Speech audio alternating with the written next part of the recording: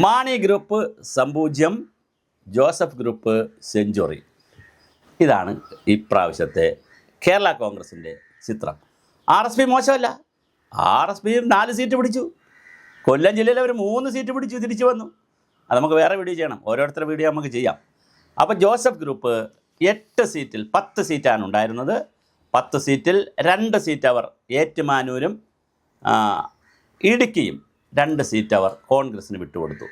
അത് അവർക്ക് നഷ്ടമെന്ന് പറയാൻ കഴിയില്ല. കാരണം കോൺഗ്രസ്സിന് കിട്ടിയ 2 സീറ്റും നാട്ടകം സുരേഷും വാസവനെ തോൽപ്പിച്ചു, റോഷി അഗസ്റ്റിനെ തോൽപ്പിച്ചിട്ടുണ്ട്. പൗലോസും VA പൗലോസും കൃത്യമായി അവിടെ ഇടുക്കി സീറ്റ് പിടിച്ചു. അപ്പോൾ അത് നഷ്ടമെന്ന് പറയാൻ പറ്റത്തില്ല UDFന്. പിന്നെ ഉണ്ടായിരുന്നത് 8 സീറ്റാണ്. ആ 8 സീറ്റിൽ 7 സീറ്റും പിടിച്ചിരിക്കുന്നു. 90% അവരുടെ സ്കോർ ഷീറ്റ്. അപ്പുറത്താണെങ്കിൽ 12 സീറ്റിൽ മത്സരിച്ച മാണി കേരള കോൺഗ്രസ് സമ്പൂജ്യമായി. അതിനകത്ത് റോഷി അഗസ്റ്റിൻ തോറ്റു, ജോസ് കെ മാണി തോറ്റു, ഡോക്ടർ ജയരാജ് തോറ്റു, എല്ലാവരും തോറ്റു. പ്രധാനപ്പെട്ട നേതാക്കളെല്ലാം തോറ്റു. പ്രമോദ് നാരായണൻ തോറ്റു റാന്നിയിൽ, വളരെ പ്രധാനപ്പെട്ട കുട്ടനാട് തോറ്റു, എല്ലായിടത്തും തോറ്റു. ഈ 8 സീറ്റിൽ കേരള കോൺഗ്രസിനുണ്ടായിരുന്ന 8 സീറ്റിൽ കാഞ്ഞങ്ങാട് മത്സരിച്ചു. കാഞ്ഞങ്ങാട് കൃത്യമായൊരു ഇടതുപക്ഷ കോട്ടയാണ്. അവിടെ പോയി കേരള കോൺഗ്രസ് ജോസഫ് ഗ്രൂപ്പിനെ പോലൊരു പാർട്ടി മത്സരിക്കുന്നത് തന്നെ ഒരു ഔചിത്യമില്ല. കാരണം അവിടെ അത്രയും വലിയൊരു കോട്ടയാണ്. ആ കോട്ടയിൽ കാഞ്ഞങ്ങാട് മത്സരിച്ച ഷൈജി ഓട്ടപ്പള്ളി മാത്രമാണ് പരാജയപ്പെട്ടത്. തൊടുപുഴയിൽ പാർട്ടി ചെയർമാൻ്റെ പിൻഗാമിയായി വന്നിട്ടുള്ള അബു ജോൺ ജോസഫ് വളരെ വലിയ ഭൂരിപക്ഷത്തിൽ 50,000-നടുത്ത് 45,000-ഓളം ഭൂരിപക്ഷത്തിന് വലിയ ഭൂരിപക്ഷത്തിന് ജയിച്ചു. ഇന്നല്ലെങ്കിൽ നാളെ മന്ത്രിയോ ഡെപ്യൂട്ടി സ്പീക്കറോ അല്ലെങ്കിൽ ചീഫ് വിപ്പോ അങ്ങനെ വളരെ പ്രധാനപ്പെട്ട ഒരു പദവിയിലേക്ക് വരാൻ സാധ്യതയുള്ള അബു ജോൺ ജോസഫ് നല്ല ഒരു ചെറുപ്പക്കാരൻ കൃത്യമായി ജയിച്ചിട്ടുണ്ട് തൊടുപുഴയുടെ പിൻഗാമിയായിട്ട്. അത് കഴിഞ്ഞാൽ പിന്നെ വളരെ പ്രധാനപ്പെട്ട നേതാവ് ജയിച്ചത് മോൻസ് ജോസഫ്. കടുത്തുരുത്തിയിൽ നിന്ന് മോൻസ് ജോസഫ് വലിയ ഭൂരിപക്ഷത്തിലാണ് മോൻസ് ജയിച്ചത്.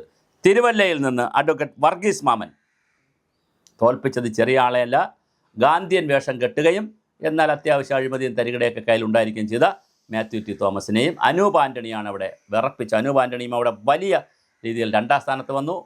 BJPയുടെ 3ാം സ്ഥാനത്താണ് മാത്യു ടി തോമസ് മാറി. അവിടെ അഡ്വക്കേറ്റ് വർഗീസ് മാമനാണ് അവിടെ ജയിച്ചത്. ചങ്ങനാശ്ശേരിയിൽ ബിനു ജോബ് ജയിച്ചു കേരള കോൺഗ്രസിൻ്റെ. കോതമംഗലത്ത് ഷിബു തെക്കുംപുറം, അദ്ദേഹം വളരെ പ്രമുഖനായിട്ടുള്ള വളരെ ഡൈനാമിക്കുള്ള ഒരു ലീഡറാണ്. അദ്ദേഹമാണ് കോതമംഗലത്ത് ജയിച്ചത്. അതുപോലെ ഇരിങ്ങാലക്കുടയിൽ തോമസ് ഉണ്ണിയാടൻ അവരുടെ വളരെ പ്രധാനപ്പെട്ട ഒരു നേതാവാണ് കേരള കോൺഗ്രസ് ജോസഫ് ഗ്രൂപ്പിൻ്റെ. അദ്ദേഹം ഒരുപക്ഷെ ചീഫ് വിപ്പ് ആകാനും സാധ്യതയുണ്ട്, അല്ലെങ്കിൽ ഡെപ്യൂട്ടി സ്പീക്കറോ വളരെ പ്രധാനപ്പെട്ട ഒരു പദവിയിലേക്ക് വരാൻ എന്തെങ്കിലും ഒരു 2ാമത്തെ സ്ഥാനം കിട്ടുവാണെങ്കിൽ അദ്ദേഹവും അബു ജോൺ ജോസഫുമാണ് രംഗത്തുള്ളത്. മോൻസ് ജോസഫ്, അബു ജോൺ ജോസഫ്, തോമസ് ഉണ്ണിയാടൻ, ഈ 3 പേരാണുള്ളത്. ഇപ്പോൾ 2 സ്ഥാനം കിട്ടിയാൽ ഇതിൽ ആർക്കെങ്കിലും 2 പേർക്കായിരിക്കും എന്നുള്ളതാണ് നമ്മളുടെ കാൽക്കുലേഷൻ. അതുപോലെ തന്നെ കുട്ടനാടിൽ റജി ചെറിയാൻ എന്നിവരും വലിയ വിജയമാണ് അവർ നേടിയത്. 2020 അതുപോലെ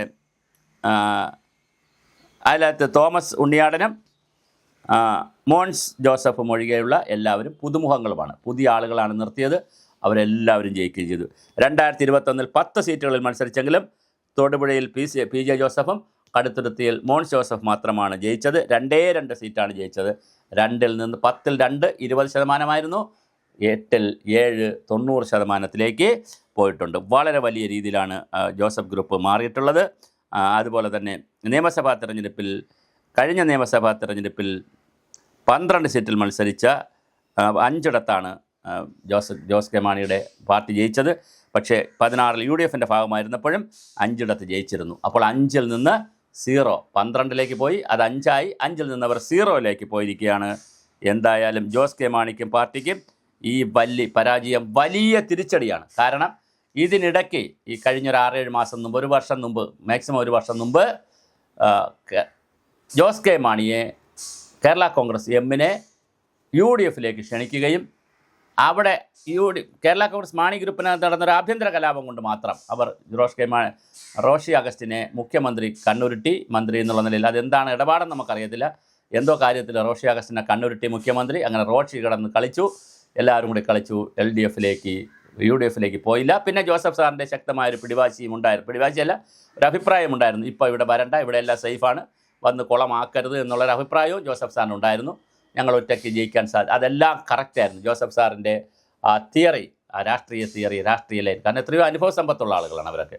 രാഷ്ട്രീയ തിയറി കറക്റ്റായിരുന്നു. കൃത്യമായി 8-ൽ 7 സീറ്റ് പിടിച്ചപ്പോൾ അപ്പുറത്ത് 12 സീറ്റും തോറ്റുപോകുന്ന ഒരു കാഴ്ചയാണ് കാണുന്നത്. അതുപോലെ അനൂപ് ജേക്കബ് പിറവത്ത് മാത്രമാണ് മത്സരിക്കുന്നത്. അദ്ദേഹം വീണ്ടും വിജയിച്ചിട്ടുണ്ട്. അതുപോലെ തന്നെ ഗണേഷ് കുമാർ തോറ്റുപോയി കേരള കോൺഗ്രസിൻ്റെ. അപ്പോൾ കേരള കോൺഗ്രസ് 4 കേരള കോൺഗ്രസ് ആണുള്ളത്. പിന്നെ 5 ഉണ്ട്, മറ്റേ ആൻ്റണി രാജുവിൻ്റെ കേരള കോൺഗ്രസ് ഉണ്ട്, അത് കഥയില്ല. 5 എണ്ണം ഉണ്ട്. ആ 5-ൽ ആൻ്റണി രാജുവിൻ്റെ കേരള കോൺഗ്രസ് തിരുവനന്തപുരത്ത് CP ജോൺ ജയിച്ചു. അവിടെ പിന്നെ കേരള കോൺഗ്രസിന് സ്ഥാനാർത്ഥിയില്ലായിരുന്നു. കരമന സുധീറായിരുന്നു അവിടുത്തെ, സുധീർ കരമനയായിരുന്നു അവിടുത്തെ LDFൻ്റെ സ്വതന്ത്രൻ. അതിൽ കഥയില്ല. അതേസമയം പിന്നെ ഗണേഷ് കുമാർ കേരള കോൺഗ്രസ് B ആയിരുന്നു, എപ്പോഴും ജയിക്കുന്ന ആളായിരുന്നു, തോറ്റുപോയി. പിറവത്ത് അനൂപ് ജേക്കബ് ജയിച്ചു, എല്ലാ കാലത്തും ജയിക്കുന്നു. അദ്ദേഹം മന്ത്രിയായിരിക്കും. ഭക്ഷ്യവകുപ്പൊക്കെ നേരത്തെ കൈകാര്യം ചെയ്തിട്ടുള്ളതാണ്, അദ്ദേഹം മന്ത്രിയായിരിക്കും. പിന്നെ അത് കഴിഞ്ഞിട്ട് ഈ 2 പാർട്ടിയാണ് കേരള കോൺഗ്രസ്, ജോസഫ് ഗ്രൂപ്പും മാണി ഗ്രൂപ്പും. അതിൽ ജോസഫ് ഗ്രൂപ്പാണ് ഇപ്പോൾ ശക്തമായി രംഗത്ത് വന്നിരിക്കുന്നത്.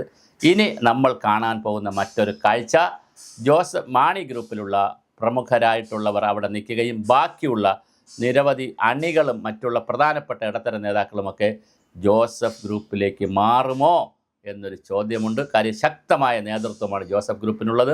അപ്പുറത്ത് ജോസ് കെ മാണിയും അതുപോലെ റോഷി അഗസ്റ്റിനും 2-3 പേരാണെങ്കിൽ, ഇപ്പുറത്ത് വളരെ കൃത്യമായി P Joseph sir, Abu John Joseph, Mons Joseph, Thomas Unniyadan, PC Thomas, പിന്നെ ഫ്രാൻസിസ് ജോർജ്, അങ്ങനെ വലിയൊരു നിര ഇപ്പുറത്തുണ്ട്. ആ നിരയിലേക്ക് കേരളത്തിലെ ക്രിസ്ത്യ വിഭാഗം, പ്രത്യേകിച്ച് ക്രിസ്ത്യ വിഭാഗവും മലയോര കർഷകരുമെല്ലാം കേരള കോൺഗ്രസ് ജോസഫ് ഗ്രൂപ്പിലേക്ക് മാറുമോ? മാറാനാണ് എല്ലാ സാധ്യതയുമുള്ളത്. ഒരുപാട് അധ്വാനവും എക്സർസൈസും ഒരുപാട് വ്യായാമവും ഇനി ജോസ് കെ മാണി ചെയ്യേണ്ടതുണ്ട്. കയറി വരൽ അത്ര എളുപ്പം അല്ല. കാരണം ക്രിസ്തീയ മേഖലയിലേക്ക് കൃത്യമായി BJP കൂടി അവരുടെ സ്കെയിൽ നീട്ടി വച്ചിട്ടുണ്ട്.